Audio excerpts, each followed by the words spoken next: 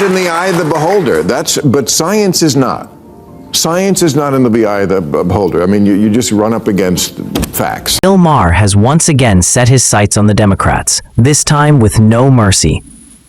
The outspoken host didn't hold back, taking direct aim at the far-left zealots who keep forcing endless waves of woke ideology onto America.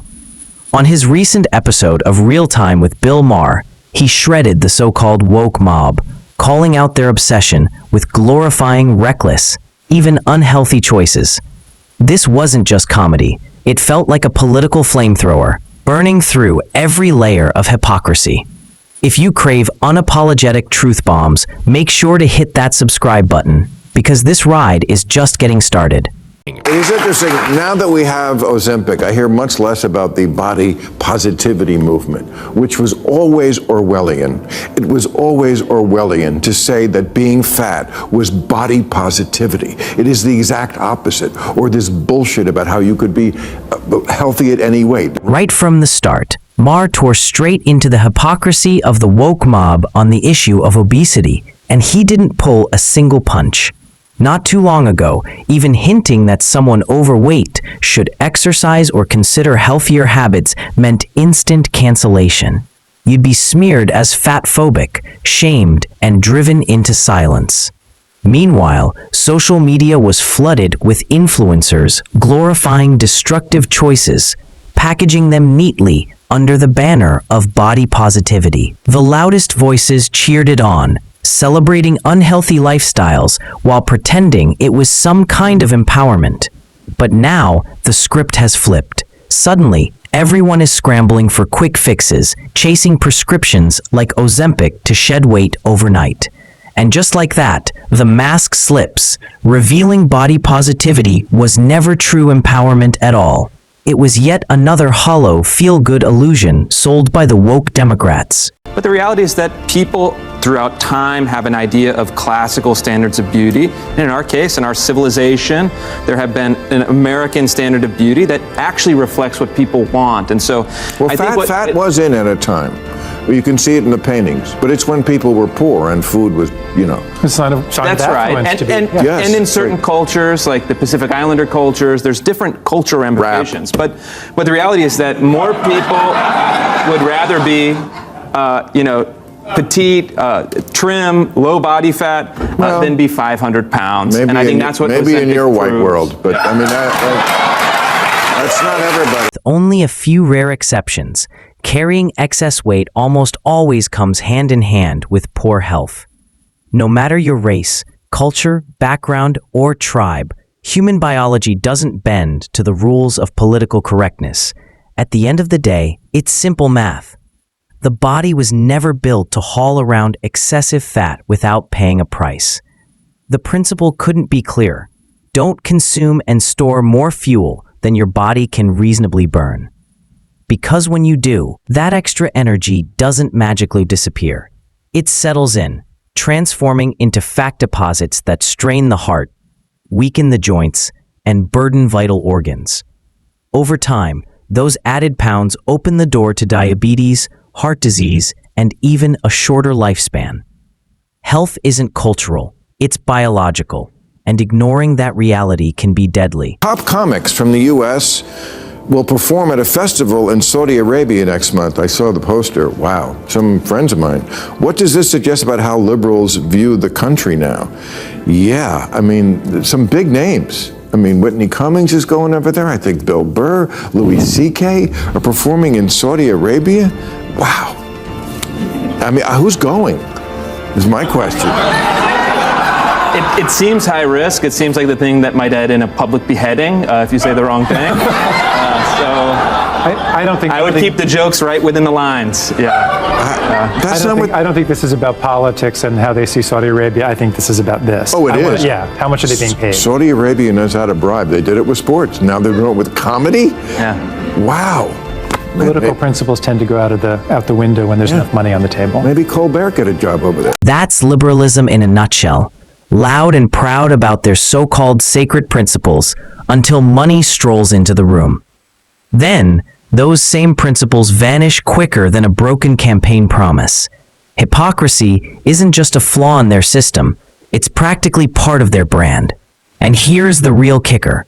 We live in a world where crossing certain lines with comedy isn't just career-ending. It can literally cost you your life. Yet, these so-called fearless comics never hesitate when the paycheck is large enough. They'll happily perform for regimes that jail dissenters, muzzle critics, and crush free speech, all while continuing to lecture the rest of us about morality. Sure, Saudi Arabia has made some reforms, women behind the wheel, concerts filling stadiums, and cinemas opening their doors. But let's not fool ourselves. At its core, the kingdom remains deeply conservative, and the risks of speaking out are still dangerously real.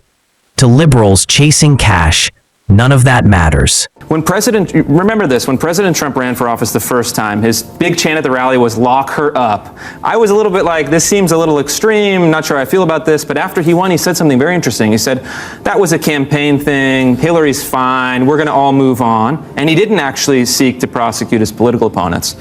But now, over the last 10 years, we've had Russiagate, we've had investigations, we've had indictments, we've had arrests, we've had the mugshot, we'd have a bullet through his ear. Rufo has tapped into something fascinating. And it's not just abstract theory, it's cold, hard strategy. He argues that Trump's path forward should be direct. Go after the entrenched power brokers sitting comfortably at the top of the Democrat Party. And when you think about it, the logic is undeniable. During his first term, Trump chose the higher ground. Instead of targeting his opponents, he focused on governance, policies, and delivering results. But what did that restraint earn him? A tidal wave of investigations, endless fabricated scandals, and a non-stop campaign of persecution designed to drag him through the mud. The lesson couldn't be clearer. In Washington, restraint doesn't command respect. It signals weakness. It invites sharks to circle when they smell blood in the water.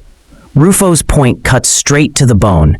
Trump should hold his opponents accountable, not out of bitterness or revenge, but to prove a larger principle. No one, no matter how powerful, is above the law. I know you've all been told that you can have it all, and you're a queen and a lady boss and that bitch. But maybe your judgy ass is no prize either. And if you jilt a guy for not thinking enough about Black Lives Matter, just tell me this.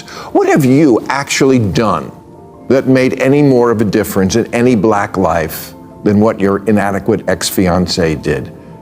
I asked Senator Adam Schiff here last week when the subject of Trump's sliding poll numbers came up. Okay, but how are the Democrats going to blow it this time? This is how. Posturing, purity tests, the politics of I unfriend you if you're not exactly with me 1,000%. Yes, the Democrats are still fumbling away their chance to lead this country, and the reason is as predictable as ever: their obsession with moral grandstanding. Instead of rallying Americans around real, practical solutions, they climb atop their self-made pedestals and preach down with condescending lectures. It's a tired performance, yet one they simply can't abandon. Their favorite pastime seems to be alienating half the nation, ordinary Americans who care about jobs, safety, and stability, branding them as villains simply because they refuse to parrot the latest progressive talking points.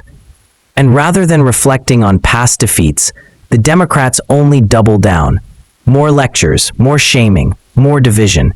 In doing so, they squander the very opportunity to rebuild trust and regain power. You'd think after the hard lessons of 2016 and 2020, they would have learned.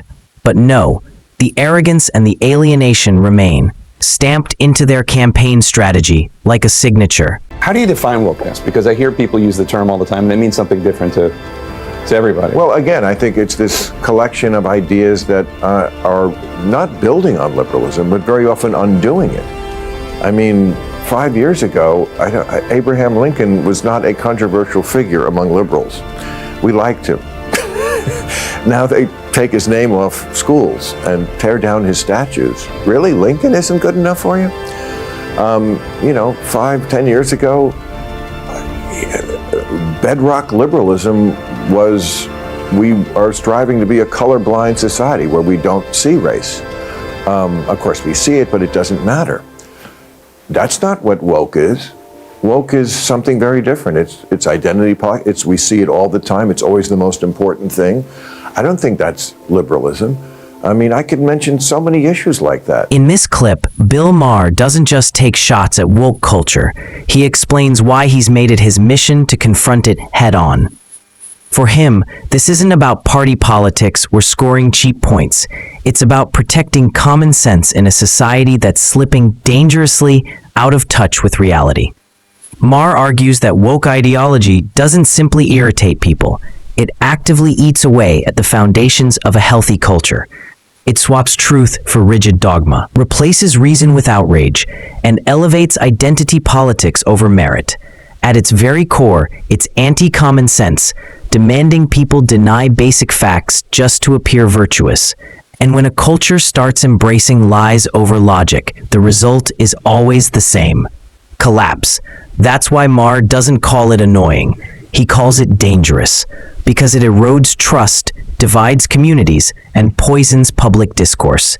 His warning is blunt: if we don't push back, the woke agenda won't just frustrate us. You get a certain amount of cult followers for anything, and then the true believers never die. I mean, a lot of people would say right now the Democratic Party is still in that mode, which is going to render them possibly an irrelevant party if they don't change. What would you like to see from the Democrats, like, going forward? Well, much more centrism, much more get rid of the woke baggage, you know. Old school liberal is what I usually describe myself as, but that's very often the opposite of woke. Woke would like people to believe that they're some sort of an extension of liberalism, but they're not. Maher is absolutely right. The Democratic Party is marching slowly but surely toward irrelevance. And unless they make a serious course correction, it's only a matter of time before they collapse into political oblivion. History is filled with examples of once mighty parties that rose with energy and promise, only to crumble because they refused to adapt or confront the real concerns of the people. The Democrats are following that same doomed trail, clinging to ideological purity and woke grandstanding while ignoring the issues that truly matter at the kitchen table: jobs, security, the economy, and healthcare. Meanwhile, look at Trump. When parts of his strategy weren't working, he didn't stubbornly double down. He recalibrated, sharpened his message, and fought his way back with relentless determination. That's the difference between political survival and extinction: adaptability. If Democrats can't let go of arrogance and face reality, Maher's warning won't remain a sharp piece. If the thought leaders in the Democratic Party keep encouraging and not rebuking the idea that America is cringe and the people who run Gaza are great, the Democrats are doomed. Alyssa Slotkin's right. Liberals are weak and woke, especially the white ones, and they indulge all sorts of nonsense from their kids, a pattern that then continues on in the Democratic Party. Absolutely. The Democrats have become weak, spineless, and hopelessly addicted to woke ideology. They struggle to stand firmly on anything they claim to believe, because the moment their ideas are challenged, their entire platform collapses like a house of cards. Even their most cherished woke policies crumble under real-world scrutiny. Push just a little, and the contradictions are laid bare, leaving them exposed, embarrassed, and defenseless. This is precisely why Bill Maher warns that the Democratic Party is on a path toward political extinction. A party that can't defend its own ideas, that hides behind moral posturing rather than offering practical solutions, has no future. Maher sees it clearly.